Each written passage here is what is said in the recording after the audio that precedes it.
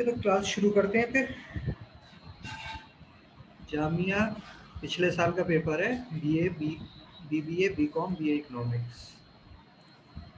Question शुरू करते हैं। पहला मिसिंग नंबर है इन द सीरीज।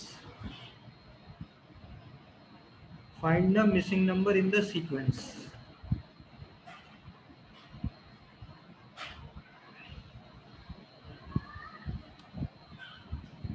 सोचो क्या पैटर्न बन सकता है।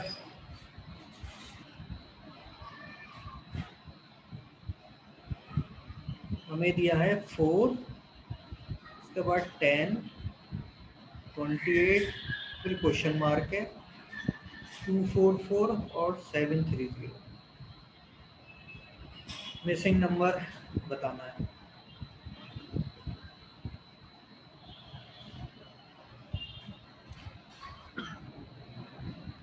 क्या लग रहा है पैटर्न? कुछ आ रहा है समझ में?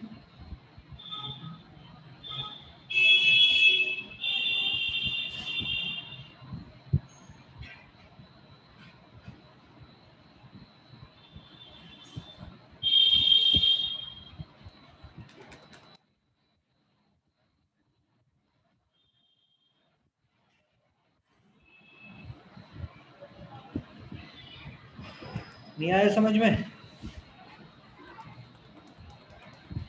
No sir. नहीं आ रहा।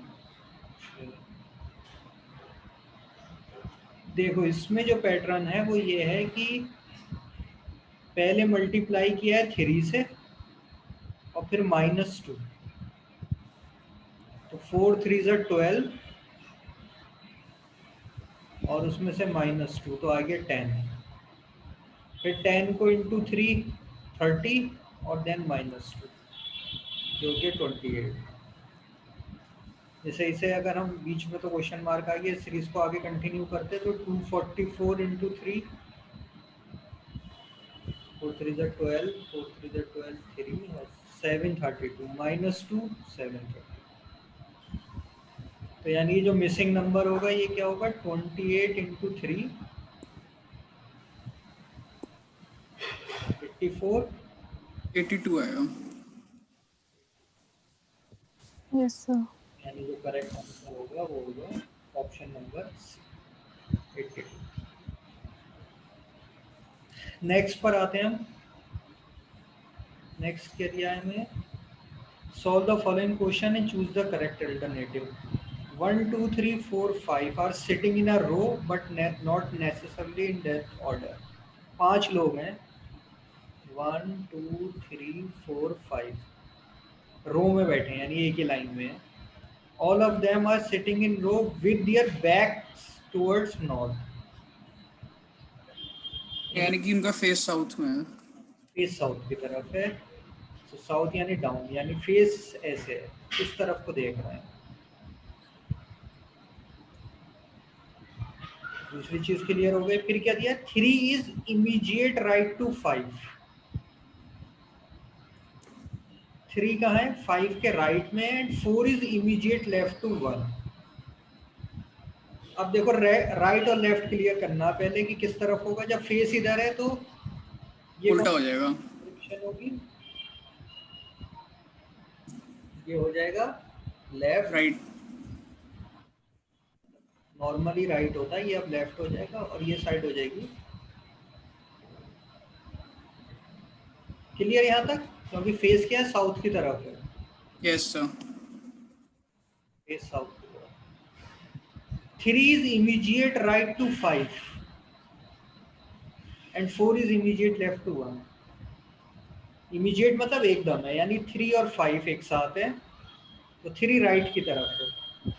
तो ऑप्शन हो सकता है कि 3 और 5 ऐसे हों, 3 is immediate right to 5, या फिर ऐसे हों, ऐसे हों, या फिर ऐसे। ये चारों ऑप्शन पॉसिबल हैं अभी। 4 is immediate left to 1। 4 क्या है? Immediate left. Immediate left 1। यानी 4 और 1 एक साथ होंगे और किस तरफ होगा? 4 is लेफ्ट टू 1। मतलब 1 अगर इधर है तो 4 इस साइड होगा लेफ्ट। सर अगर एक्सट्रीम लेफ्ट में 1 को बिठा दे। ऐसे भी हो सकता है, मतलब यस सर, यस सर, हाँ।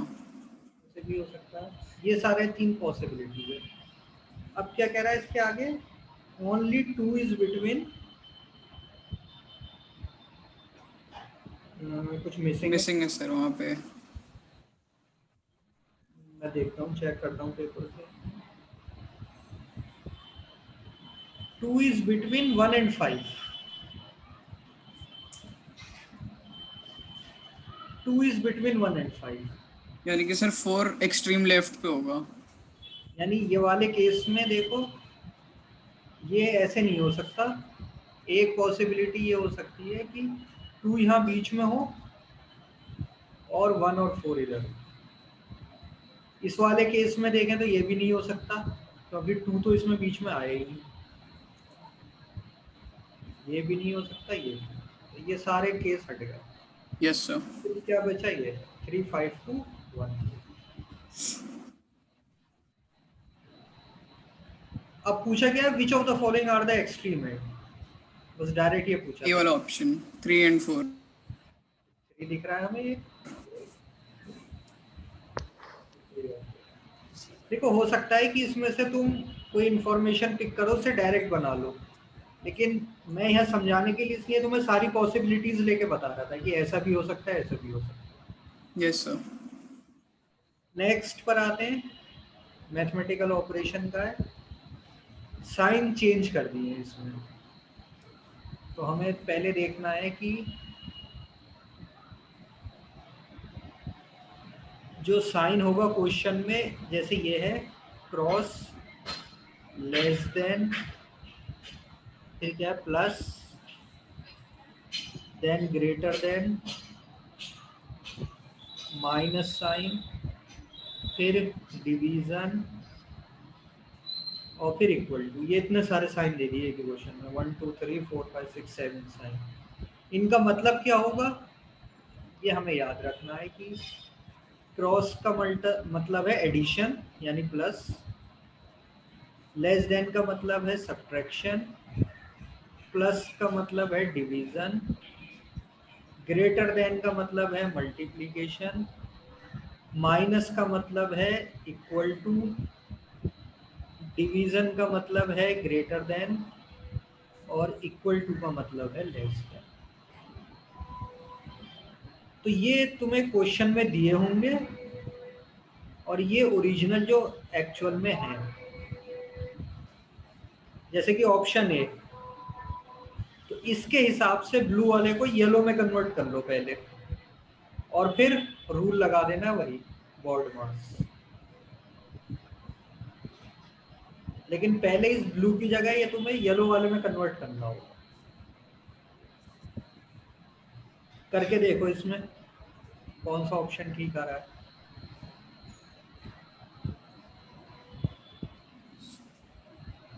ये वाला तो गलत है। ये गलत है।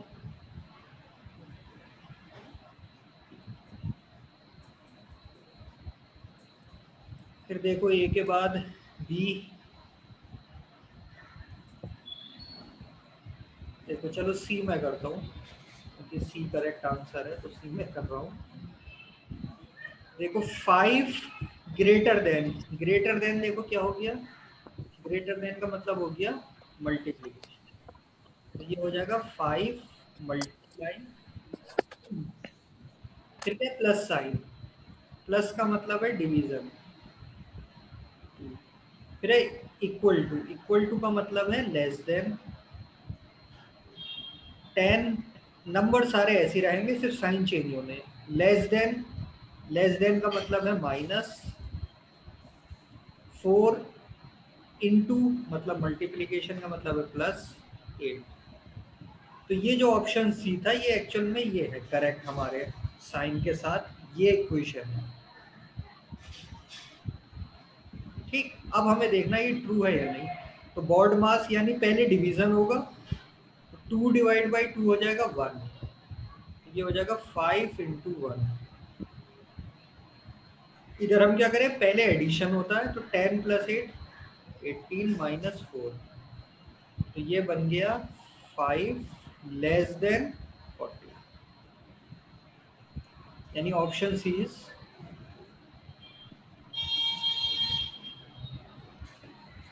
क्लियर।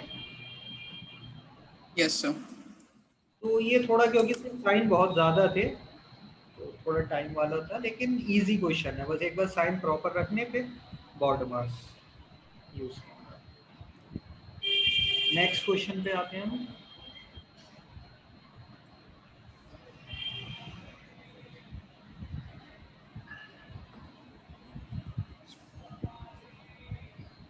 नेक्स्ट दे रखा है क्वेश्चन 4।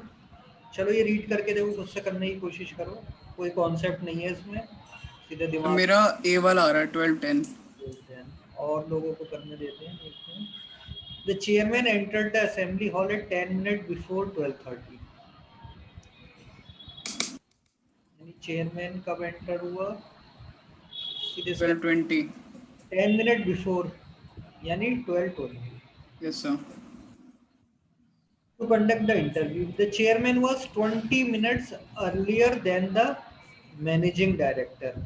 मतलब मैनेजिंग डायरेक्टर 12:40 पे आया। 12:40 पर आएगा, क्योंकि चेयरमैन उससे 20 मिनट पहले आ गया था। The yes sir. Managing director was 30 minutes late as per the fix time. तो टाइम यानी करेक्ट टाइम क्या था, 12:10। 12:40, 30 मिनट्स लेट था, यानी कि वो 30 मिनट लेट हो गया, तो एक्चुअल जो टाइम था वो कितना था, 12:10। बस, तो कोई इसमें कोई फार्मूला कुछ नहीं, सिंपल सेंटेंस थे, टाइम का कॉन्सेप्ट आपको समझ के लिखना। Fifth, in a row of trees, a tree is 7th from left end and 14th from right end. क्या है, एक ट्री है, 7th from left end and 14th from right end. How many trees? ये करा था हमने ranking arrangement में yes formula. Sir 20 आएगा। Total numbers is equal to rank from left plus Yes, sir.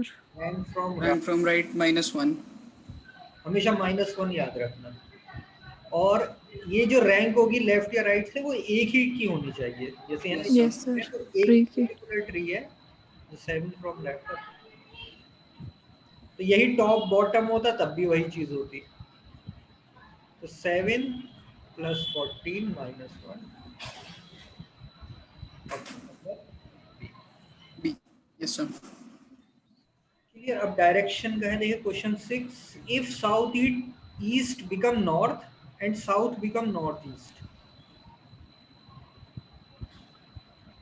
यानी कि पहले जो डायरेक्शन होती है उसको हम बना लेते हैं, ये direction east west north south, ये तो हमारी ओरिजिनल है, और इसके बीच में ये होता है नॉर्थ ईस्ट,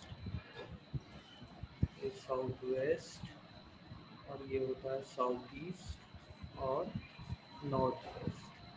ठीक, अब वो क्या कह रहा है, इसमें क्या चेंज हो गया, south east become north and south become north east. Yes, sir. कैसे कन्वर्जन हुआ, साउथ ईस्ट बिकम नॉर्थ, ये जो साउथ ईस्ट था डायरेक्शन, ये क्या हो गई, North. नॉर्थ, यानी हमें इस नॉर्थ को ऐसे रोटेट करके इधर लेके आना पड़ेगा,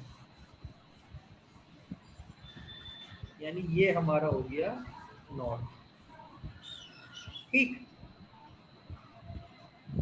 and south become north east, तो जब ये नॉर्थ है तो इसके इधर एंड वाला क्या हो जाएगा, नॉर्थ ईस्ट।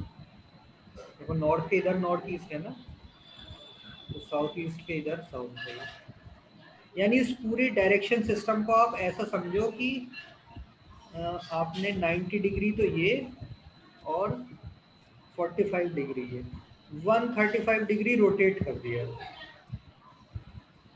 और डायरेक्शन क्या है इस तरीके से क्लॉकवाइज, तो पूरे सिस्टम को क्लॉकवाइज कर दो, या फिर आपको ये पता चल गया कि ये नॉर्थ नॉर्थ ईस्ट है, अब इसी हिसाब से काउंटिंग करते चले जाओ। ये नॉर्थ नॉर्थ ईस्ट, तो ये क्या हो गया ईस्ट, तो साउथ ईस्ट आ रहा है। और ये क्या हो गया साउथ ईस्ट। अब पूरा करने की जरूरत नहीं, क्योंकि क्वेश्चन में क्या पूछा है, डायरेक्शन फॉर वेस्ट, वेस्ट। यानी जो पहले वेस्ट था उसकी एक्सक्यूज मी जगह। सर, फराज कह रहा है let him in the meeting, शायद वो ज्वाइन कर रहा है मीटिंग।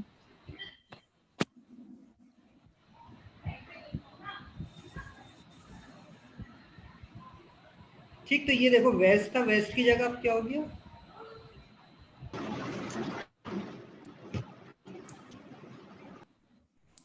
ये ऑप्शन नंबर सी। ठीक, तो इस क्वेश्चन में आपको पहले ओरिजिनल डायरेक्शन लिखनी है और फिर उसी हिसाब से रोटेट कर देना। कि साउथ ईस्ट को हमें नॉर्थ बनाना है, तो नॉर्थ यहाँ से शुरू कर दो, बाकी ऑर्डर सबका सेम रहेगा।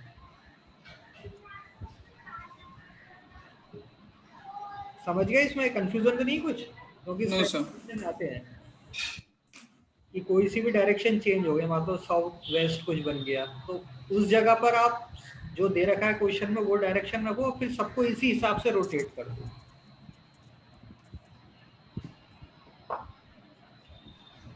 अब देखते हैं नेक्स्ट आगे क्वेश्चन।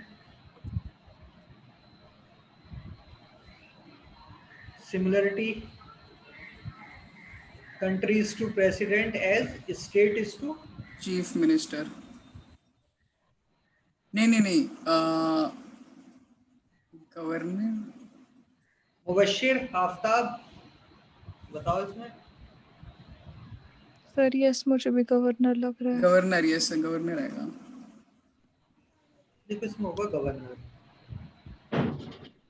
क्योंकि कंट्री के देखो इंडिया में जो सिस्टम है उसमें कंट्री के दो हेड होते हैं। एक तो होता है इलेक्टेड, जिसे पीपल सेलेक्ट करते हैं खुद वोटिंग के जरिए, वो होता है प्राइम मिनिस्टर। और एक होता है कॉन्स्टिट्यूशनल हेड, जो होता है वो होता है आपका प्रेसिडेंट। तो दोनों की अलग अलग पावर्स हैं, लेकिन कॉन्स्टिट्यूशन के हिसाब से जो कंट्री का हेड होता है वो प्रेसिडेंट कहलाता है। लेकिन प्राइम मिनिस्टर क्योंकि लोगों ने इलेक्ट किया है, इसलिए ज़्यादा जो पावर दी है वो प्राइम मिनिस्टर को दी है। कि एज अ डेमोक्रेसी जो भी पीपल सेलेक्ट कर रहा है उसके पास सबसे ज़्यादा पावर होनी चाहिए।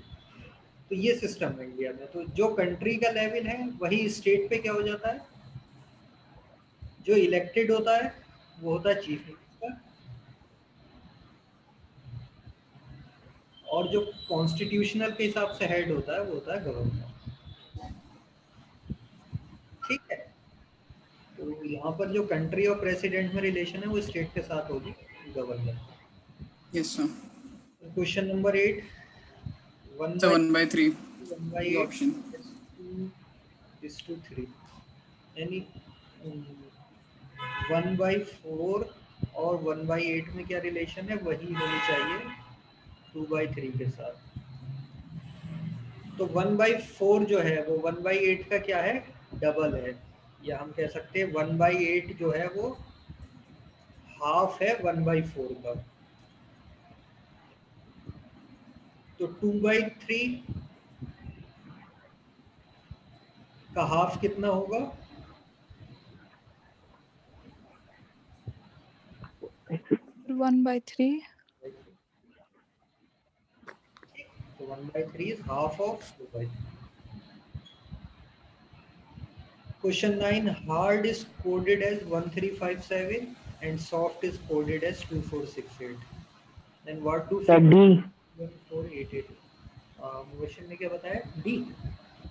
मुबशिर ने बताया, आफ्ताब ने। आफ्ताब ने। आफ्ताब, चलो ठीक है।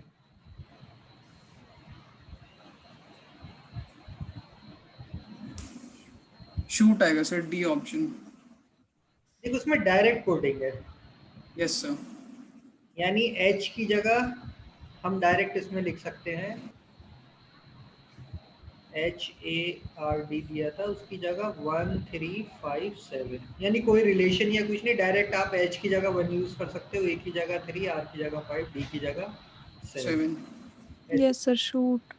सॉफ्ट के लिए लिखा 2468। तो आपको डायरेक्ट इतना भी कंफ्यूज नहीं होना चाहिए कि H और 1 में क्या रिलेशन होगा, A3 में क्या होगा, इन रिलेशन के पीछे लग जाए। यहाँ पे आप क्वेश्चन पहले पूरा पढ़े आराम से, ठीक है। तो अब दिखा है कि 21448, तो अगर मैं डायरेक्ट पिक करूँ, 2 को S ले लूँ, तो देखो सब जगह S दिख रहा है।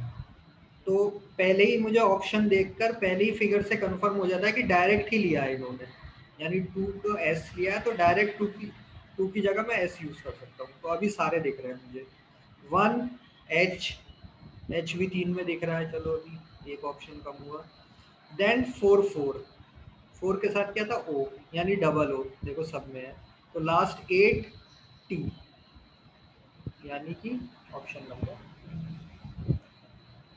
ठीक, तो जरूरी नहीं कि H और 1 की कोई प्लेस रिलेशन हो या कुछ और डिवीजन या कुछ किया हो, डायरेक्ट भी यूज हो सकता है कि H का मतलब 1 है, A का मतलब 3 है, डायरेक्ट यूज है। अच्छा, question 10, which one is different from 3? Sir A वो रिवर्स ऑर्डर में, बाकी सारे नॉर्मल ऑर्डर में। ए, option A,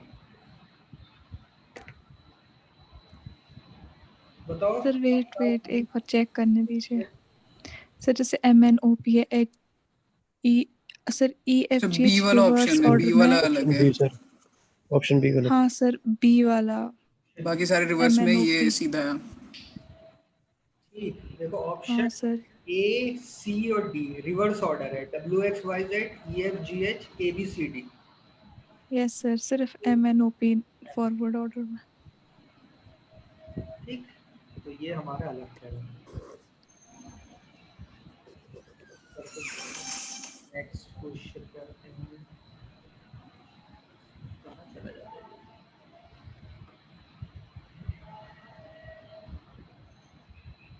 A woman says, if you reverse my age, if you reverse my own age, the figures represent my husband age. He is of course senior to me, यानी husband की age ज़्यादा है, and difference between our ages is 1/11 of their sum। यानी क्या क्या दिया है हमें, एक तो हस्बैंड और वाइफ की एज, दो एजेस है इसमें, देखो वाइफ और हस्बैंड। वो कह रहा है कि रिवर्स कर दे, तो क्या हो जाएगा, हस्बैंड एज हो जाएगी। मान लो कि जैसे 23 है अगर वाइफ की एज, तो 32 अगर मैं कर दूं तो हस्बैंड एज हो जाएगी। यानी कि ये मान लो कि 45 अगर एज है, तो 54 क्या हो जाएगा, हस्बैंड एज। मतलब इस तरीके से डिजिट को रिवर्स कर दिया आप उसमें। He is of course senior to me, husband की एज ज़्यादा है। यानी कि अगर मैं ऐसे ऑप्शन देता कि मान लो कि 32 वाइफ की एज लेता, तो रिवर्स करने पे हस्बैंड की एज हो जाती 23। तो ये यस पॉसिबल। सर, ए या सी में से कोई आंसर हो सकता है, क्योंकि उसी में रिवर्स होके ज़्यादा एज आएगी। तो देखो हम इसे इक्वेशन बना के करेंगे तो कॉम्प्लिकेटेड हो जाएगा। Yes sir. इक्वेशन कैसे बनती, थोड़ा समझ लो कि हस्बैंड वाइफ की एज में लेता है, जैसे मान लो 10x + y, इस टाइप से लेनी पड़ती है मुझे। y क्या होता है वहाँ पे, यूनिट डिजिट, और x रिप्रेजेंट करता है 10 डिजिट पे। तो ये होती वाइफ की एज, इसको रिवर्स ऑर्डर इसका होता है 10y + x, इस तरीके से। तो ऐसे रिलेशन बनाते हैं, लेकिन हम क्या करेंगे, सीधे ऑप्शन से करेंगे। वुमेन्स एजेस, देखो पहला ऑप्शन जो सना ने बताया बिल्कुल सही, कि अगर मैं 32 लूंगा तो इसका रिवर्स हो जाएगा 23, या 45 लूंगा तो इस, सॉरी 54 लूंगा तो इसका हो जाएगा 45। तो इस केस में दोनों में हस्बैंड की एज कम हो रही है, तो ये दो ऑप्शन तो हम हटा देते हैं। अब ये दो बचते हैं सिर्फ, तो डायरेक्ट ऑप्शन से बहुत इजी रहेगा। रिवर्स माई ओन एज, यानी हस्बैंड की एज कितनी हो गई, 42। अब क्या दिया है, difference between our ages is 1/11 of their sum. Difference कितना है दोनों के बीच में, 2 और 7 9, और सम कितना है, 5 और 5 55। तो difference between our ages is 1/11। 1/11 अगर मैं इसका करूं तो 5 आएगा, यानी ये ऑप्शन भी गया। तो वहां पर एग्जाम में आपने देखा कि ये तीनों ऑप्शन गए, तो आपको इस पे चेक नहीं करना, आप सीधे टिक कर दोगे कि 45 is correct answer. Correct answer. क्योंकि दो तो हमने पहले ही हटा दिए, एकदम से देखते ही कि इसका रिवर्स करे तो हस्बैंड की एज कम हो रही है, खत्म हुए। एक बचा, एक को हमने इस पर रख के देख लिया। यस सर, इसको सॉल्व करने की जरूरत भी नहीं है, बस नहीं है ऐसे ही होता है। डायरेक्ट, हम अभी कर लेते हैं क्योंकि हम प्रैक्टिस कर रहे हैं तो क्लियर हो जाएगा। अगर 45 है तो हस्बैंड की एज हो गई देखो 54, दोनों का डिफरेंस हो गया 54 माइनस 45 9, और दोनों का सम हो गया 99। 99 का 1/11 में करूंगा तो 9, यानी ये सही आ रहा है। क्लियर यहाँ तक? Yes sir. Question 12, some pearls are jewels, some jewels are ornament। Conclusion बताना है, some jewels are pearls, some ornaments are jewels। So both 1 and 2 follows। इसमें देखो सिंपल वेन डायग्राम का है, some pearls are jewels। मान लो ये P से Perl बनाए हमने, ये जूल्स बनाया, और लास्ट है some jewels are ornaments, ये हो गया ornament। ठीक है, सिंपल एक तो ये डायग्राम बन सकता है। तो देखो some jewels are pearls, some jewels are pearl, ये वाला कंक्लूजन अनफॉलो हो रहा है। some ornaments are jewels, यहाँ तो simple both 1 and 2। Yes sir, both. चलो नेक्स्ट आते हैं आगे।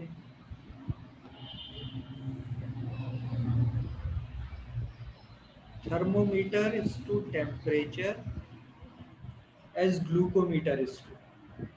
Blood sugar. ग्लूकोमीटर से हम नापते हैं ब्लड शुगर, थर्मामीटर से टेम्परेचर मेजर करते हैं, ग्लूकोमीटर से blood sugar. 4 words are given, out of which 3 are same in a certain way, rest one is different, find the different one। odd one, square, area, triangle, rectangle। C. Sir area. Triangle. हाँ sorry sorry. Sir क्योंकि area square, triangle, rectangle, quadrilaterals है, These are मतलब वो figures। Figures है, और area different है।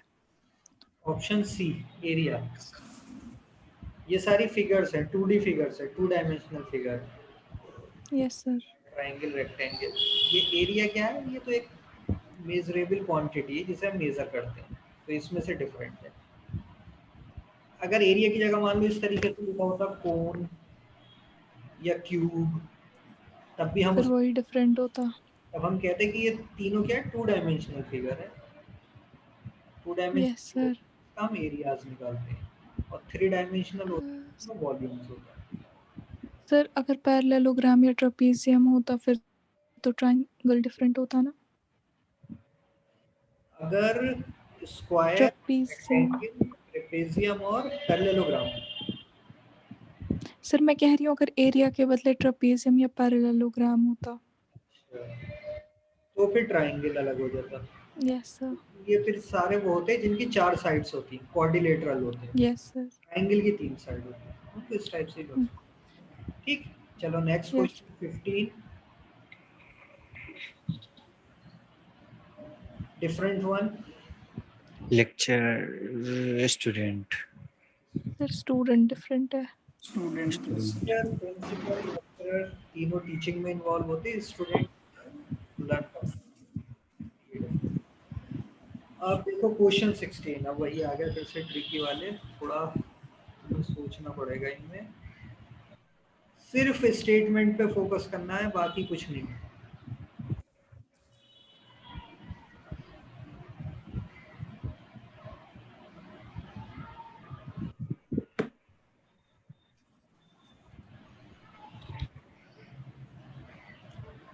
क्या है? In the past consumer would rarely walk into an ice cream store and order low fat ice cream. मतलब पहले की बात कर रहे हैं कि कंज्यूमर रेयरली मतलब बहुत कमी से कोई जाता था आइसक्रीम स्टोर पे और ऑर्डर करता था लो फैट आइसक्रीम, यानी लो फैट आइसक्रीम दे दो। But that isn't the case today. लेकिन आजकल ऐसा नहीं है. An increasing health consciousness combined with a much bigger selection of tasty low-fat foods in all categories has made low-fat ice cream a very profitable item for ice cream store owners. मतलब पहले से ये कह रहा है simple कि पहले लोग नहीं जाते थे, लेकिन आजकल क्या हो रहा है, हेल्थ कॉन्शियस हो गए लोग, combined with selection of tasty low fat में भी बहुत ज़्यादा वेराइटीज आने लगी हैं, उसकी वजह से लो फैट आइसक्रीम क्या हो गया, बहुत प्रॉफिटेबल हो गया है. सिर्फ अब जो इसमें दिया है सिर्फ उसी पे ध्यान रखना, अपनी तरफ से कुछ भी एज्यूम नहीं करना. तो इनमें से क्या ऑप्शन सही होगा? सर ए. कौन सा ऑप्शन? ए. ए. और बताओ सना, आफ्ताब, मुबश्शिर, मीर, फराज, क्या हो सकता है?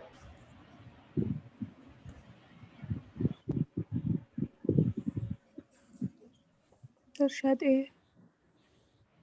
ए. और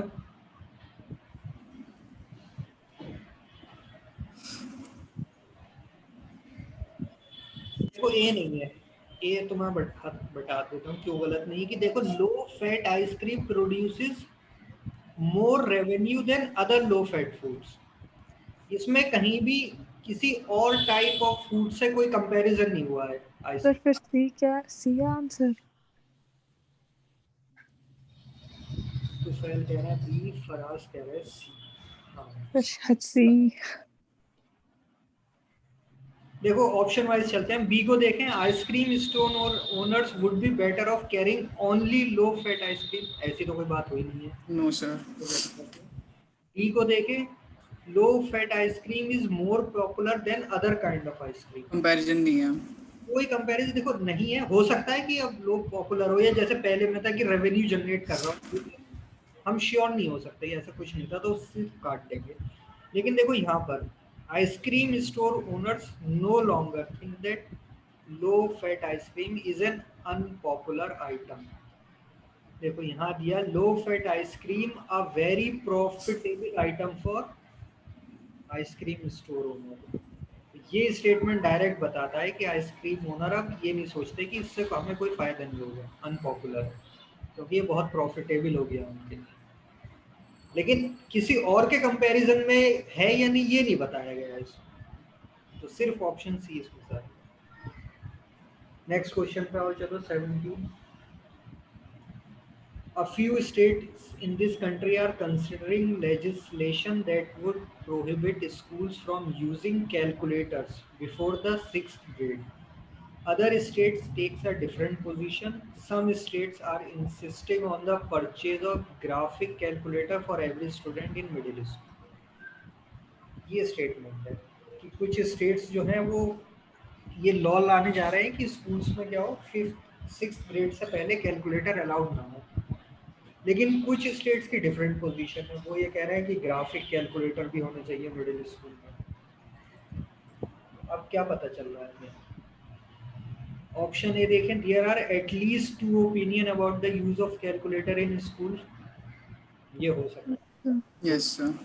ए ही होगा. ये देख लेते हैं. State legislator are more involve in education than ever before. नहीं, ये कुछ सिर्फ एक कैलकुलेटर पे बिल लाने से हम श्योर हो जाए. Price of graphic calculator is less when school by bulk. नहीं सर. सेंस की बात है, लॉजिकल है कि हम प्राइस जब भी ज़्यादा में खरीदेंगे तो सस्ता होगा, लेकिन क्योंकि मेंशन नहीं है. नहीं मेंशन नहीं है तो हमारे लिए करेक्ट आंसर नहीं है. Yes sir. Common sense logic सब कह रहा हूँ कि ये तो ठीक लिखा है, लेकिन हम इसे टिक नहीं करेंगे. The argument against calculator in school is unfounded. ऐसी तो कोई काउंटर आर्ग्यूमेंट नहीं हुआ, तो ऑप्शन ही ठीक लग रहा था, वही करेक्ट आंसर है. नेक्स्ट आगे चलते हैं. The criminal justice system needs to change. The system could be more just if it allowed victims the opportunity to confront the person who has harmed them Also, mediation between victims and their offender would give the offenders a chance to apologize for the harm they have done. ठीक है, चलो option देखते हैं। और इसमें भी कुछ missing है। Rather, the victims should, इस तरीके से मतलब सेंटेंस के बाद the victim should, free option है। Learn to forgive their offenders, ऐसे तो कोई बात नहीं हुई कहीं भी। Have the right to confront their offender, ऐसा कुछ आया था। Allowed victims the opportunity to confront the person who is harmed them, ये दिया है देखो। ठीक, फराज ने भी सही बताया। चलो फिर और ऑप्शन भी देख लेते। Insist that their offender be punished, ऐसा कुछ नहीं है। Have the right to impose a sentence on their offender, ऐसा सिर्फ ये दिया था देखो। The system would Yes. be more just if it allowed victims the opportunity to confront the person who have harmed them. The victim should have a right to confront their offenders. यानी option B था इसमें। Next question 19 पर आते हैं। Ram finish test ahead of Shyam, यानी राम ने क्या करा है, श्याम से पहले टेस्ट खत्म किया है। Shyam and Haris both finished before Shirish, यानी राम और हारिस दोनों ने टेस्ट किया है शिरिस से पहले। Yogesh did not finish last, Yogesh ने लास्ट में नहीं किया है। Who was the last to finish, चार ऑप्शन में से किसको हम कहेंगे किसने सबसे लास्ट में फिनिश किया? शीरीष। देखो योगेश क्वेश्चन में कह दिया है, खत्म हो गया। Yes sir. हैरिस ने भी श्रीष से पहले किया है और श्याम ने भी। Yes, yes sir. Sir.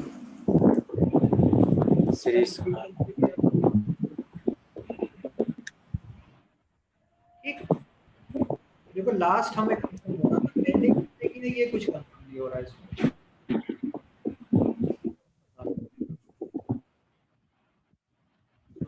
What will be the difference between the sum of the odd digit and sum of the even digit?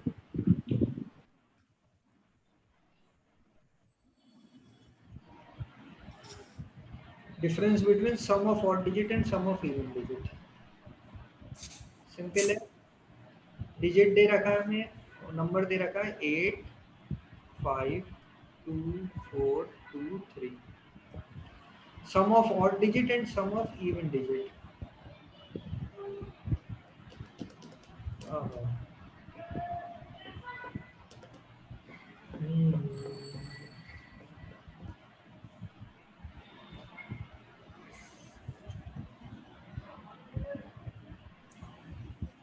देखो इसमें क्वेश्चन में थोड़ा लैंग्वेज में कंफ्यूजन है। ऑड डिजिट का देखो यहाँ मतलब है डिजिट्स एट ऑड प्लेस, और इवन का मतलब है digits at even place.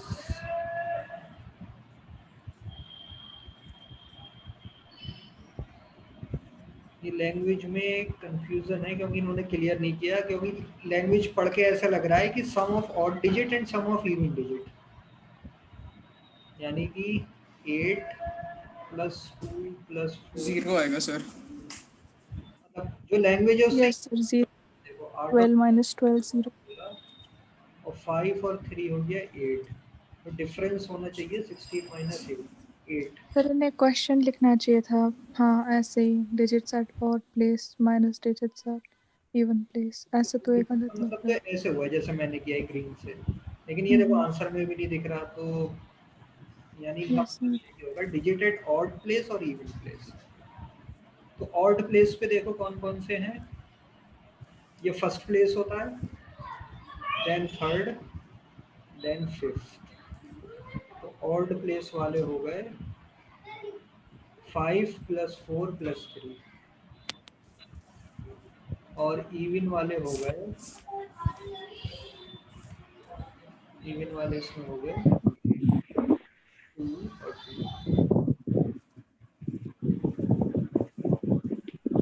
8 plus 2 plus 2 हो गया 12, तो इनका डिफरेंस तो हमें लगता है कभी कभी क्वेश्चन या उसमें लैंग्वेज थोड़ी गड़बड़ हो तो एक बार करके देखो, तो ऐसे हो सकता है तो देख लो। अच्छा ये 0 आ गया, ठीक है। 21 appropriate mean of central tendency is mathematical question आ गया है। Arithmetic mean, weighted mean, geometric mean और सेंट्रल टेंडेंसी तो क्लास 11th की मैथमेटिक्स में है। उसी पे दिया है। तो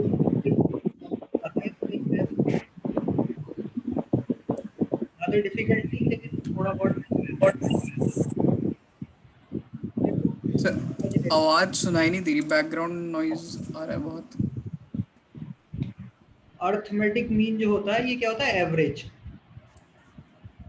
यानी कि मान लो x plus Y plus Z upon 3 इस तरीके से करते हैं, ये कहलाता है arithmetic mean. Yes sir. Weighted mean जो ऑप्शन बी है, वेटेड मीन का मतलब होता है कि जैसे 2x, इसका वेट 2 है और x क्वांटिटी है, 3y 5z divided by 2 plus 3 plus 9, इस तरीके से करते हैं। ज्योमेट्रिक मीन होता है, अंडर रूट ले लेते हैं। मान लो ए बी सी है ज्योमेट्रिक मीन में, तो बी इज इक्वल टू या B square is equal to A C हम कह सकते हैं, या B is equal to under root A C. ऐसा मीन कहलाता है ज्योमेट्रिक मीन, जिसमें अंडर रूट लेते हैं। लास्ट डी है हार्मोनिक मीन। हार्मोनिक मीन क्या होता है? इसमें 1 अपॉन की फॉर्म में होता है। जैसे हम डायरेक्ट लिखें एवरेज स्पीड, एवरेज स्पीड हमने पढ़ा था कि एवरेज स्पीड होता है total distance upon total time. Time को हम लिख सकते हैं स्पीड इंटू डिस्टेंस होता है टाइम, वो सॉरी स्पीड इंटू टाइम होता है डिस्टेंस, तो हम टाइम को लिख सकते हैं डिस्टेंस अपॉन स्पीड। तो ये हो जाएगा d1 upon s1 plus d2 upon s2 इस तरीके से। तो ये इस टाइप का जिसमें 1 अपॉन करके ऐसी फॉर्म आती है, ये कहलाता है हार्मोनिक मीन। तो एवरेज स्पीड जो होता है वो क्या होती है? Harmonic mean. Yes sir. थोड़ा 11th-12th मैथमेटिक्स से लिया गया था। चलो नेक्स्ट आगे चलते हैं। 22 salaries ABC are in the ratio 2:3:5 if the increment of 15%, 10% and 20% are allowed respectively। respectively मतलब A के लिए 15%, B के लिए 10%, C के लिए 20%। What will be the new ratio of their salaries? कैसे करेंगे इसे? New ratio of their salaries।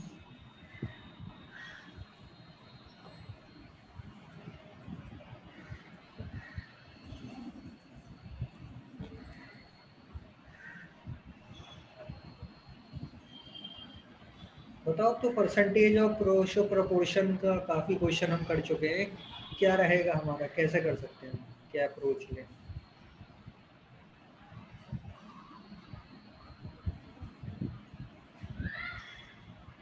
देखो पहली चीज़ हमें दिख रहा है कि एक रेशो में दिए हुए हैं सर्टेन, तो हम ABC को या तो मान सकते हैं कि A को 2x कर दें, A is to B is to C दे रखा है 2 is to 3 is to 5। A को हम ले सकते हैं 2x, B को 3x, C को 5x, और फिर वो इंक्रीमेंट निकाल लें। तो थोड़ा कॉम्प्लिकेटेड तो लगेगा। हम क्या करेंगे, A को लेंगे 200, B को लेंगे 300 और C को लेंगे 5। क्लियर है ये? क्यों लिया ऐसे 200, 300, 500? परसेंटेज में निकालने में ही आसानी होगी। इंक्रीमेंट देखो 15% का इंक्रीमेंट, तो आफ्टर इंक्रीमेंट तुम्हें याद हो मैंने कहा था हम क्या करते हैं 200 इंटू 1.15 कर देंगे डायरेक्ट। ये हमारा 30 आएगा। 230। एक तरीका तो ये था कि 200 का 15% निकालो 30 और फिर ऐड कर दो। अगर डायरेक्ट ऐसे मल्टीप्लाई करोगे तो ये आ जाएगा। 300 पे कितना इंक्रीमेंट हुआ 10%, 330। तो हो जाएगा 300 इंटू 1.1, जो हो गया 330। सी 500 पे कितना इंक्रीमेंट हुआ 20%, तो 500 इंटू 1.2, ये हो गया 6। तो नया रेशियो क्या आ गया 230:330:600। है कहीं ऑप्शन में ऐसा कुछ? तो सी। 0 0 हम हटा दें सब में से। Yes sir. 23:33:60। ठीक, ये ऑप्शन। तो ये तुम्हें अब थोड़ा आ जाना चाहिए कि कब ऐसे 100 लेके कैलकुलेशन इजी कर सकते हैं। परसेंटेज नॉर्मली जब भी निकालनी हो तो 100 के मल्टीपल में ही कुछ ले लेते हैं। वैसे तो 100 लेते, लेकिन यहाँ 2:3:5 था तो 200 300 500 इस फॉर्म में ले लेते। Probability of getting a sum 9 from 2 throws of a dice। 9 आने की क्या प्रोबेबिलिटी अगर 2 थ्रोज ऑफ अ डाइस, यानी 2 बार हम थ्रो कर रहे हैं, उसके इक्विवेलेंट है।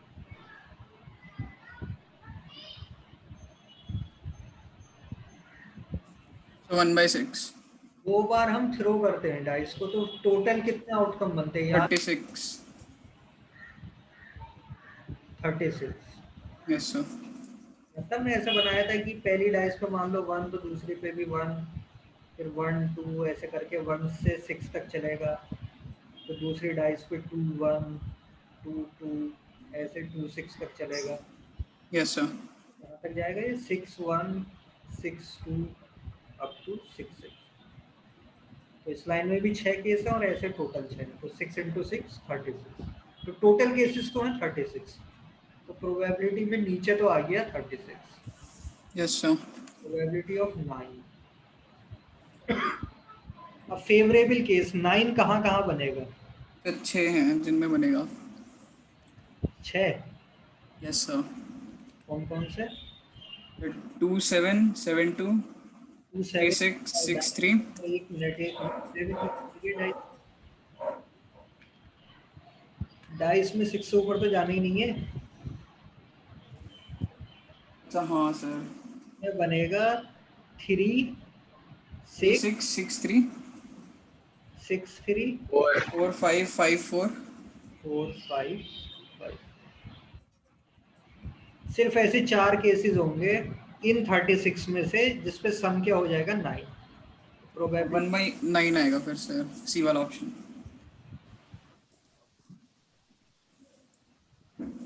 ठीक। नेक्स्ट पे आते हैं। नेक्स्ट तो सिंपल क्वेश्चन है। 1/3 of 1/4 of a number is 15, then 3/10 of that number। क्या कह रहा है ये? 1/3 of 1/4 of a number, तो हमने नंबर को मान लिया लेट नंबर बी x।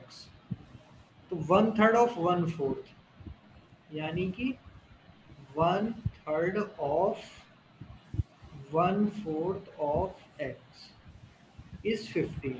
ये दिया पहले पार्ट में। 1/3 of 1/4 of a number is 15। Of का मतलब मल्टीप्लाई, तो 1/3 into 1/4 into X is equal to. Sir 54 है आंसर।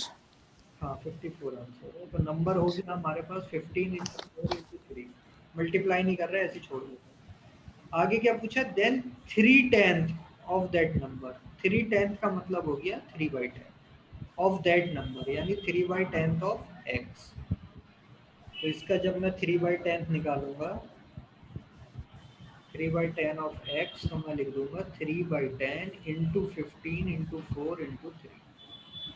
अब इसे सिंपल कैलकुलेट कर लो। 5 से गया 3, ये आ गया 2, 2 से गया ये 2, 3 3 ज़ा 9, 2 ज़ा 18, 3 ज़ा 54, यानी ऑप्शन नंबर डी। चलो नेक्स्ट पर आते हैं। नेक्स्ट क्वेश्चन है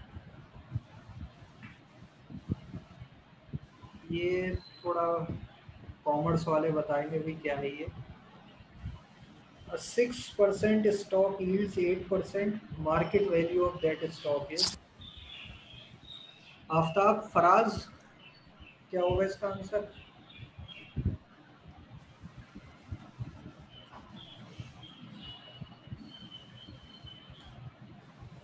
कुछ टॉपिक पढ़ते होगे ना कॉमर्स वगैरह में, स्टॉक्स और इससे रिलेटेड। स्टॉक वगैरह 12th लेवल तक तो नहीं पढ़ा है। नहीं था ये? नहीं, 12th लेवल तक तो नहीं था सर।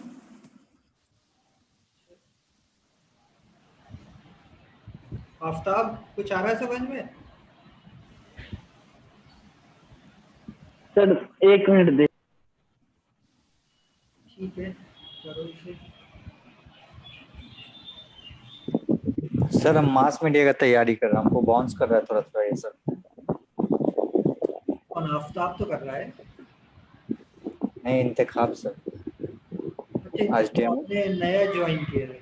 जी सर। अच्छा, आज जो हम पेपर, ये पिछले साल का पेपर डिस्कस कर रहे हैं, जी सर। बीए इकोनॉमिक्स और बीकॉम का जो आता है, तो वो लोग कॉमर्स बैकग्राउंड के होते हैं, तो उसके हिसाब से ये क्वेश्चन करना होता है, इसलिए उन लोगों से पूछ रहा था। सर तो मेरा कब होगा मास मीडिया का? देखो, इसमें तो अब तुम्हें मैम से एक बार बात करनी होगी कि क्या प्लान करा है उन्होंने। ये तो अभी हमारे पुराने पेपर्स चल रहे हैं, नेक्स्ट वीक हम एमबीए के पेपर्स करेंगे डिस्कस। अच्छा सर। एक बार अभी इस क्लास को कंटिन्यू कर लो, फिर मैम से एक बार बात करते हैं। Okay sir. देखो, इसमें जो सॉल्यूशन दिया है वो इस तरीके से है कि इन्होंने क्या करा है, कैलकुलेट किया है फॉर इनकम ऑफ ₹10। 8% यील्ड, मतलब इनकम 8% हमें मिला और इन्वेस्टमेंट होगा ₹100। ₹100 पे 8 मिल रहा है, 8%। ठीक है, तो ₹6 के लिए कितना इन्वेस्टमेंट चाहिए होगा? 100/8 इंटू 6। इसे हम कैलकुलेट करेंगे, 2 से 3 4, 25 3 7। इसका करेक्ट आंसर दिया है इन्होंने बी। फिर से समझाइए। ये देखो, 8% स्टॉक यील्ड्स 8% दे रहा है, यानी 100 पर कितने दे रहा है? ₹8। 8। तो 6% के लिए कितना चाहिए हमें investment? 75%। Okay sir. How many terms are in the series? ये तो एपी का क्वेश्चन है direct, arithmetic yes sir. Progression. 20 से शुरू हो रहा है और कितना कितना डिफरेंस है? 5 कहाँ तक जा रहा है? 140 तक। तो हम क्या करते हैं, याद हो तो इसे हम मान लेते हैं nth टर्म, और an का फार्मूला क्या होता है? a plus n-1 into b। an हो गया 140, a है 20, पहला टर्म ये है a, 25 आएगा सर। n हमें निकालना है, और d है 5। डिफरेंस इन दोनों के बीच सबका डिफरेंस क्या है? d है 5। तो इसे हम माइनस करेंगे 120, उसे 5 से डिवाइड करेंगे तो 24 इजिकल टू n-1, तो n हो जाएगा 25। ठीक, नेक्स्ट पे आते हैं। 27 है, error 2% in excess is made while measuring the side of square. यानी हम एक स्क्वायर की साइड मेजर कर रहे हैं, तो हमें एरर कितना मिला उसमें? 2%। 2% का एरर मिला, यानी ये क्वेश्चन नंबर 27 है। ये कोई स्क्वायर है, इसकी हमने मान लो साइड मेजर करनी थी, तो साइड मान लो थी 100, लेकिन हमने क्या मेजर कर दी एरर के साथ? 2% एक्सेस, मतलब 2% ज़्यादा मेजर कर दिया इसे, तो हमने इसको मान लिया 102। ठीक, एक्चुअल में थी 100 सेंटीमीटर, लेकिन हमने मेजर कर लिया उसे 102 सेंटीमीटर, क्योंकि 2% एक्सेस है। ये पूछ रहा है percentage error in the calculated area of the square. देखो एरर इन एरिया क्या होगा,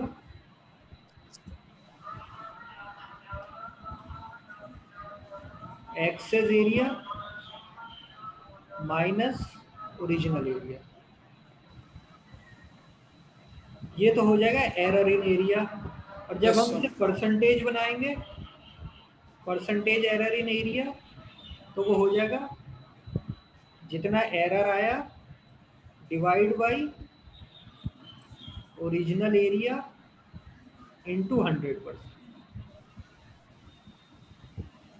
ये चीज़ देखो थोड़ा डिटेल में मैंने इसलिए लिखी है कि परसेंटेज वाला जब भी क्वेश्चन आता है तो तुम्हें ये पता होना चाहिए कि परसेंटेज एरर निकालना है तो कैसे निकालेंगे, परसेंटेज इंक्रीज निकालना है तो कैसे निकलेगा, परसेंटेज डिक्रीज निकालना है तो कैसे निकलेगा। तो जिस चीज़ की भी पहले परसेंटेज पूछी, जैसे परसेंटेज एरिया पूछा है, एरर इन एरिया, तो पहले वो क्वांटिटी निकाल लो और फिर परसेंटेज बनाने के लिए ओरिजिनल क्वांटिटी से डिवाइड करो इंटू 100 कर दो, तो तुम्हारी परसेंटेज बन जाएगी। जब भी कहीं भी percentage increase, percentage decrease, percentage error, percentage increment, percentage length increment, कुछ भी परसेंटेज पूछी हो तो पहले हम वो क्वांटिटी निकालते हैं एक्चुअल। जैसे परसेंटेज एरर इन एरिया पूछा था तो पहले एरर इन एरिया निकालेंगे, उसे ओरिजिनल क्वांटिटी से डिवाइड करेंगे और इंटू 100। तो इसमें क्या होगा, देखो एरर कितना आ रहा है, एक्सेस एरिया, यानी कि जब हमने साइड मान लिया 102 तो स्क्वायर का एरिया हमें पता है साइड का स्क्वायर होता है जिसमें, माइनस ओरिजिनल एरिया जो पहले था, ये हो गया, ये आ गया एरर। और परसेंटेज बनाने के लिए हम क्या करेंगे, 102 का स्क्वायर माइनस 100 स्क्वायर कितना आ जाएगा,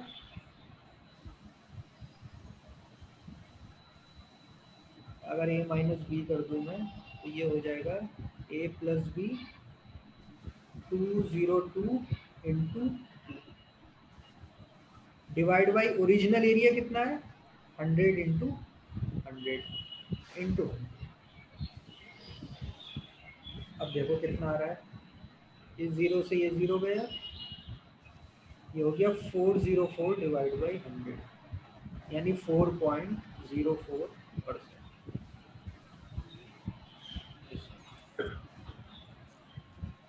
ये कॉन्सेप्ट आया समझ में या फिर से एक बार और एक्सप्लेन कर दूं। देखो क्वेश्चन में दे रखा था error 2% in excess is made while measuring the side of square. तो साइड ऑफ स्क्वायर, हमने एक स्क्वायर बनाया, साइड में एक्स लेके कर सकता था इस क्वेश्चन को, लेकिन फिर वही कैलकुलेशन मुश्किल होती। यहाँ परसेंटेज दिख रहा था, मैंने क्या करा 100 मान लिया। तो एरर से हमने साइड को कितना मेजर कर लिया 102, क्योंकि 2% का एरर है इन Yes, sir. एक्सेस, यानी ज़्यादा मेजर किया है हमने। इन एक्सेस मतलब इंक्रीज करके हमने एरर किया है। 2% डिक्रीज होता तो 98 हो जाती साइड, ठीक। तो ये 102, तो कितना एरर हो गया एरिया में, 102 के हिसाब से एरिया होगा 102 का स्क्वायर और ओरिजिनल था 100, तो 100 का स्क्वायर। तो ये एरर है इन दोनों का डिफरेंस। अब परसेंटेज एरर निकालना है तो error upon original area into 100। तो ये 102 माइनस 100 स्क्वायर पर मैंने फार्मूला लगा दिया, A square minus B square is A plus B into A minus B. इन दोनों का सम हो गया 202, डिफरेंस हो गया 2। ओरिजिनल एरिया कितना था 100 साइड थी तो 100 इंटू 100, और परसेंटेज बनाने के लिए ये मैंने 100% से मल्टीप्लाई किया, तो ये आ गया 4.04% एरर, ठीक। नेक्स्ट क्वेश्चन पे आते हैं। Ram sells a commodity to Rahim at a profit of 10%. Rahim sells the commodity back to Ram at a loss of 10% in this transaction. यानी राम ने पहले रहीम को कोई चीज़ बेची 10% प्रॉफिट के साथ, रहीम ने फिर वही चीज़ राम को वापस बेच दी लेकिन 10% लॉस के साथ। इस पूरे ट्रांजैक्शन में क्या हुआ, तो ये देखो ऑप्शन, ये तो हमें देखते ही गलत लग रहा है, Ram neither loses nor gain. क्योंकि दोनों ट्रांजैक्शन में राम को फायदा हुआ है। Ram makes a profit of 11 ये हो सकता है, राम मेक्स अ प्रॉफिट ये भी हो सकता है, रहीम लूजेस 20% ये भी हो सकता है। तो अभी ये 3 ऑप्शन हो सकते हैं, एक ही हटा सिर्फ। तो हम इसे सॉल्व करना पड़ेगा क्वेश्चन को। Ram sells a commodity at a profit of 10%। क्या करो, वही हम मान लेते हैं let cost price of commodity, जो भी कमोडिटी थी, जो भी चीज़ थी, बी ₹100। 100 से शुरू करते हैं। Okay sir. Ram sells a commodity to Rahim at a profit of 10%। यानी जब वो चीज़ राम के पास थी तो 100 रुपये कॉस्ट थी, जब उसने रहीम को बेची 110। कितने की बेच दी उसे? 110। 10% प्रॉफिट हो गया। अब क्या हुआ, Rahim sells the commodity back to Ram. अब रहीम ने उसे वापस बेच दिया, लेकिन कितने पर? Loss of 10%। तो कितने की बेची होगी अब? अगर 110 रुपए पे उसे 10% का लॉस हो रहा है, 99। 99। गुड। तो राम को कितना प्रॉफिट हुआ? देखो, जब 100 का 110 में बेचा तो कितना प्रॉफिट हुआ? 10 रुपए का। Yes sir. और जब वही चीज वापस उसके पास 99 की आ गई तो हम सिर्फ +1 काउंट करेंगे, यानी टोटल प्रॉफिट कितना हुआ उसे? 11 यस सर। इसका। और हमने 100 लिया है तो डायरेक्ट यही परसेंटेज हो जाएगी। 100 लेने का सबसे बड़ा फायदा ये है कि यही डायरेक्ट आंसर होगा। यस 11%। तो राम को कितना प्रॉफिट हुआ? 11। यहाँ 20% नहीं हुआ, ये ध्यान रखना। 20% नहीं हुआ है क्योंकि चीज वो सिर्फ 100 की थी। Yes sir. वो 10 प्रॉफिट लेके उसने 110 को बेचा, लेकिन जब रहीम कह रहा है कि मुझे 10% का लॉस हुआ, तो वो बेस प्राइस इसे मान रहा है 110 को। तो 110 पे 10% का लॉस मतलब 99 की वापस बेच दी राम को। तो राम को जो 100 रुपए की चीज थी वो 99 में मिली, यानी 1 रुपए का प्रॉफिट इस ट्रांजैक्शन में हुआ, और इस ट्रांजैक्शन में उसे 10 रुपए का प्रॉफिट। तो टोटल प्रॉफिट उसे हुआ 11। तो 110 पे निकलिएगा। क्या चीज? Yes sir. ठीक, तो 11%। If a raised to the power x, थोड़ा मैथमेटिक्स आ गया। सर इसमें लॉग लगा देंगे तो option D, log a upon log b is equals to y upon x। Log होता है x log a is equal to y log b हो जाएगा। Yes sir. ऑप्शन देखें, log a upon log b, यानी ये b बनेगा, तो ये हो जाएगा x। Option D. Yes sir. 30 ratio of two number is 3:4 and the LCM of these two numbers। Ratio दिया है दो नंबर्स का और HCF इज 4। देखो HCF क्या होता है? हाईएस्ट कॉमन फैक्टर, यानी वो फैक्टर जो दोनों में कॉमन हो। तो यहाँ दो नंबर जो है वो 3:4 है, यानी एक 3 के मल्टीपल में और एक 4 के मल्टीपल में। उनका हाईएस्ट कॉमन फैक्टर है 4, यानी 4 इसका भी फैक्टर है इस नंबर का और दूसरे का भी। मान लो ये नंबर A है, ये B, तो दोनों का फैक्टर है। तो वो यस कब सर। पॉसिबल है? देखो डायरेक्ट अगर मैं दोनों को 4 से मल्टीप्लाई करूं, मल्टीप्लाई। यानी नंबर है 12:16, यानी एक नंबर है 12 और एक है 16। तो हमें नंबर पता चल गए 12 और 16। इनका रेशियो भी सेटिस्फाई हो रहा है 3:4 और HCF भी क्या आ रहा है। अब हमें क्या निकालना है? LCM of these two number. 48। Option D. LCM कैसे निकालते हैं? ऑप्शन 30। LCM हम ऐसे निकालते हैं, हम नंबर लिख लेते हैं, डिवीजन करते हैं। देखो 2 से डिवाइड हो रहा है तो ये हो गया यस सर। 8, फिर 2 से डिवाइड कर दो, ये हो गया 3 और 4। 4 अब कोई कॉमन नहीं है तो अब यहीं छोड़ देंगे हम। एलसीएम हो जाएगा 2 3 इंटू अल्फेज 48 यहाँ नहीं 40। HCF यहाँ देखो, HCF निकलवा रहा है 36 और 84 का। HCF के लिए सिंपल फैक्टर कर लो, 2 इंटू 2 इंटू 3 इंटू 3, 3 3 का 9 2 18 36 84, 2 इंटू 42 2 इंटू 21 इंटू 3 इंटू 7, 7 3 का 21 2 का 42 2 का 84। ये होगा फैक्टर्स।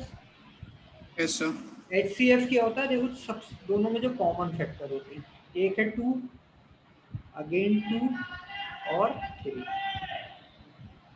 तो इसका HCF हो जाएगा 2 यस सर इंटू 2 इंटू 3, 3 2 का 6 2 का 12, तो इसका HCF है 12। ठीक,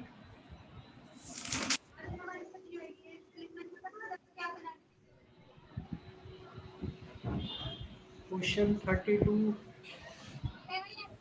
सिंपल डिवीजन है। Divide 0.81 by 0.009। तो क्या करते हैं हम, न्यू डिनोमिनेटर में से डेसिमल हटाने की कोशिश करते हैं। तो अगर हम 100 से मल्टीप्लाई कर दें 9 आएगा सर ये तो। ये नीचे क्या हो जाएगा, ये हो गया 8, 9 आ जाएगा। नेक्स्ट है a man took loan from a bank at the rate of 12% simple interest. Simple interest का क्वेश्चन है।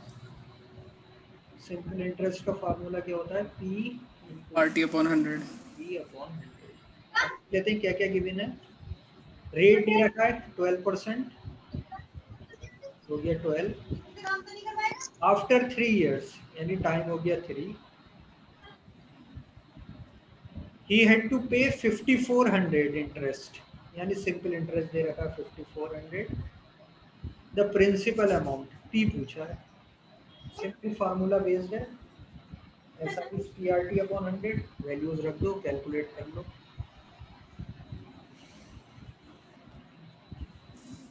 कितना आ जाएगा कि 5400 इंटू 100 डिवाइड बाई 12 इंटू 3 से हम इसे करते हैं तो ये हो जाएगा 3 1 जा 3 1800, 12 से अगर 1800 करूँगा 1 5, तो 150 इंटू 100, तो 15,000 आएगा ये ऑप्शन। ठीक है। तो सिंपल बिल्कुल Yes, sir. क्वेश्चन था इसका। अच्छा नेक्स्ट बताओ, question 34, a student divided a number by 1/4। उसने क्या करा, 1/4 से डिवाइड कर दिया किसी नंबर को, when he is required to multiply it by 4, यानी 1/4 से डिवाइड कर दिया, जबकि उसे क्या करना था, 4 से मल्टीप्लाई करना था। Calculate the percentage error in his result. तो 0%। और किसी का क्या आ रहा है आंसर, निकालना पड़ेगा अभी कैलकुलेट करके। देखो क्वेश्चन फिर से पढ़ो, ईशान ने सही आंसर दिया, बिल्कुल 0% है। यस सर, डिफरेंस नहीं है कोई।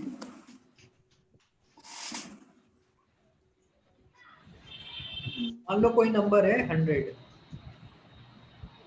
वो ये कह रहा है कि 100 को मल्टीप्लाई करना था 4 से, यानी ये करेक्ट आंसर क्या आना था 400, लेकिन उसने क्या करा, डिवाइड कर दिया 1/4 से।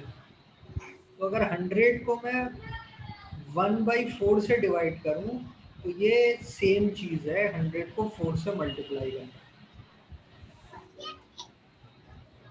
किसी को 1/4 से डिवाइड करना का मतलब यही है कि 4 से मल्टीप्लाई, ये चीज ऊपर आके मल्टीप्लाई ही हो जाएगी। डिवाइड अ नंबर बाय 1/4 और मल्टीप्लाई बाय 4, ये दोनों एक ही सेंटेंस है, इसमें कोई एरर नहीं है, यानी 0% एरर। नेक्स्ट क्वेश्चन, अ ट्रेन कवर्स 12 किलोमीटर इन 10 मिनट। उसकी स्पीड दे रखी है कि वो 12 किलोमीटर चलती है 10 मिनट्स में। It takes 6 second to pass a telegraph post, then length of train is. Length of train निकालना है।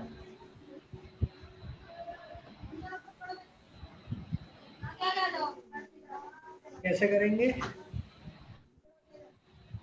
स्पीड ऑफ ट्रेन दी है हमें 12 kilometre upon 10 minutes. Normally kilometre per hour में होती है या मीटर पर सेकंड में होती है, पर अलग अलग यूनिट ली, किलोमीटर और मिनट। आंसर क्या दिया है फिर? इफ टेक 6 सेकंड, और ये है मीटर, यानी हम इसे किस में कन्वर्ट कर लें? मीटर अपॉन सेकंड में। Yes sir. किलोमीटर को मीटर बनाने के लिए into 1000 1000 से ये मीटर बन गया, और मिनट्स को सेकंड बनाने के लिए into 60 कितना हो गया? 2 0 से 2 0 गए, 6 2 12, 20 मीटर पर सेकंड, यानी स्पीड कितनी हो गई? 20 मीटर पर सेकंड।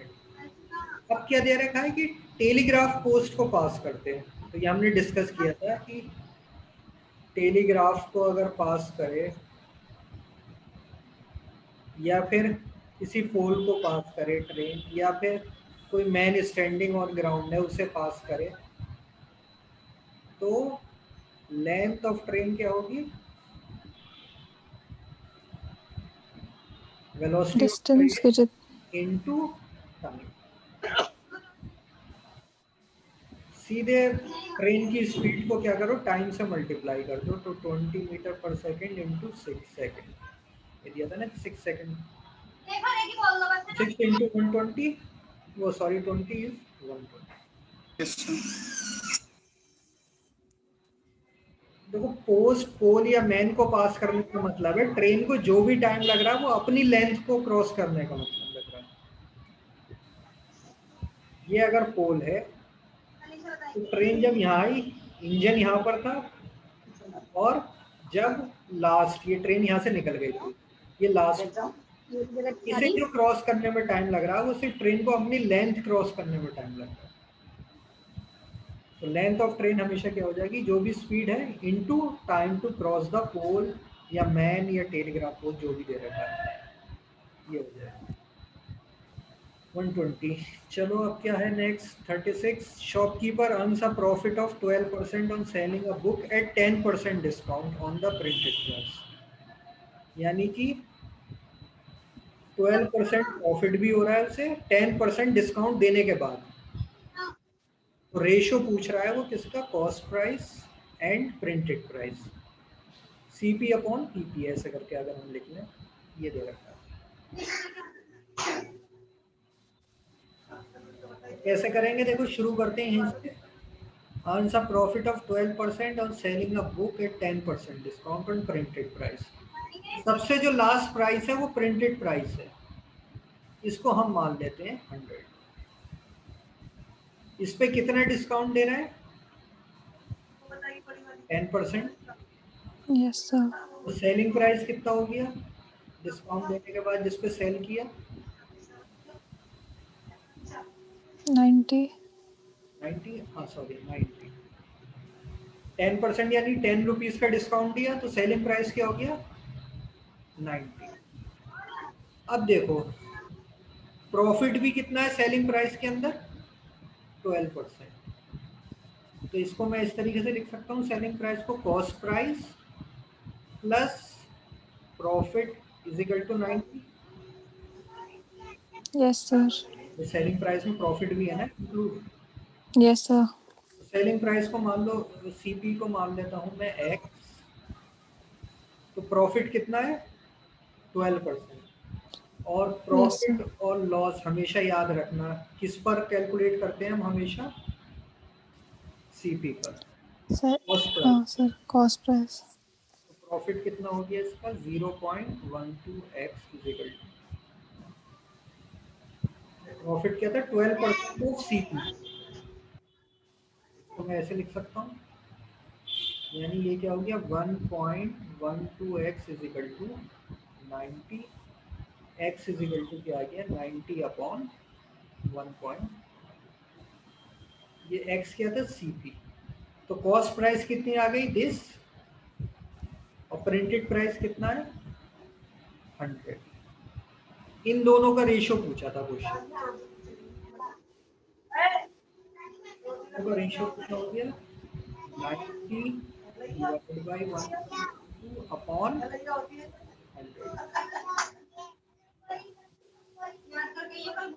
इसको मैं इधर कर रहा हूँ क्वेश्चन 36 को कंटिन्यू, यानी 90 अपॉन 100 इंटू 1.2,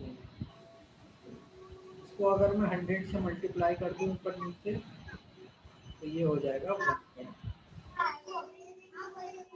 100 से 100 कैंसिल, 90 अपॉन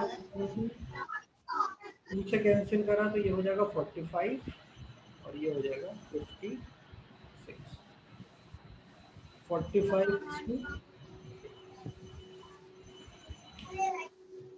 तो ये थोड़ा सोचना पड़ता है मुझे कि सबसे लास्ट प्राइस क्या था, प्रिंटेड प्राइस होता है फाइनल, जिसे हम कहते हैं एमआरपी भी कहते हैं, मैक्सिमम रिटेल प्राइस, जो उस पर प्रिंट होता है।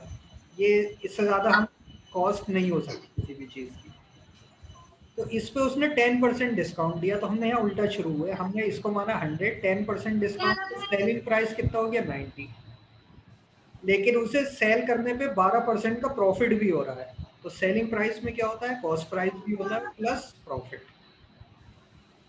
तो कॉस्ट प्राइस अगर x है तो 12% उसका प्रॉफिट है, ये दोनों मिलके 90 है, तो x की वैल्यू आ गई 90 अपॉन दिस, इन दोनों का इधर रेशियो निकाल दिया, ये आ गया 45:57।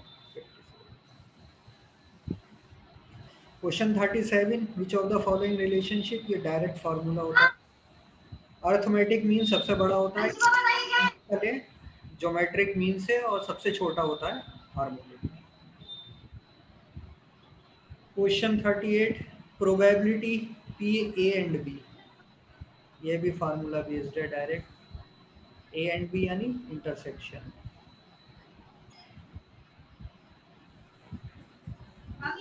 कुछ क्वेश्चन ये डायरेक्ट फार्मूला बेस्ड है।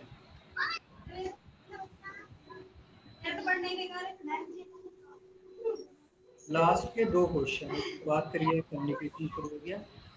There are 2 examination room A and B, if 10 students are sent from A to B, then the number of students in each room is the same.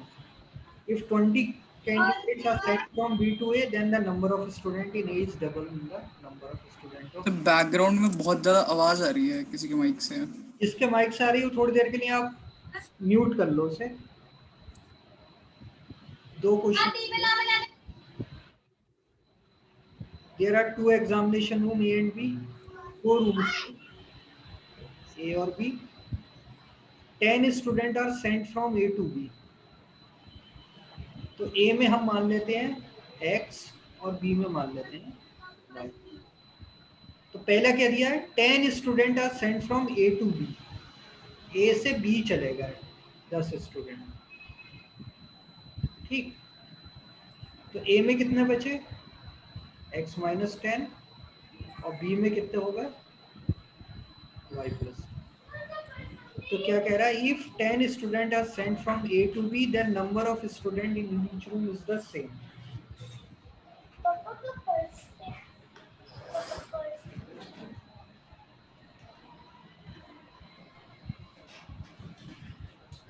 ठीक, तो पहली कंडीशन तो ये हो गई कि सेम, यानी ये आपस में क्या हो गए equal. If 10 student are sent from A to B, then number of student in each room is the same. तो इसको अगर मैं इक्वेशन के फॉर्म में लिखना चाहूँ तो ये हो जाएगा x - y = 20। ये आगे पहली इक्वेशन। दूसरी कंडीशन क्या है, if 20 student are sent from B to A, इज बार क्या हो रहा है, बी से ए में 20 आ रहा है, तो ए में कितना होगा, x पहले थे x प्लस 20 और बी में कितना होगा y माइनस 20।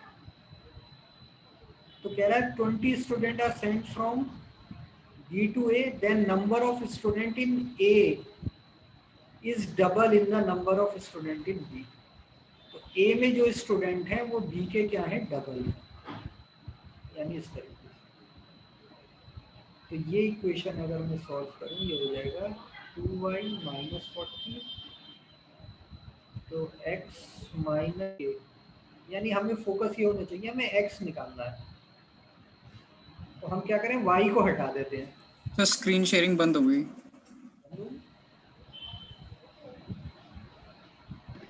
Yes sir.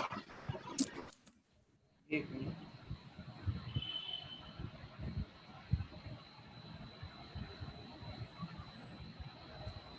अब आ रहा है,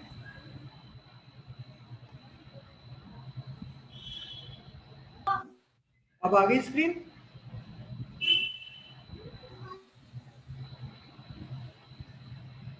हेलो,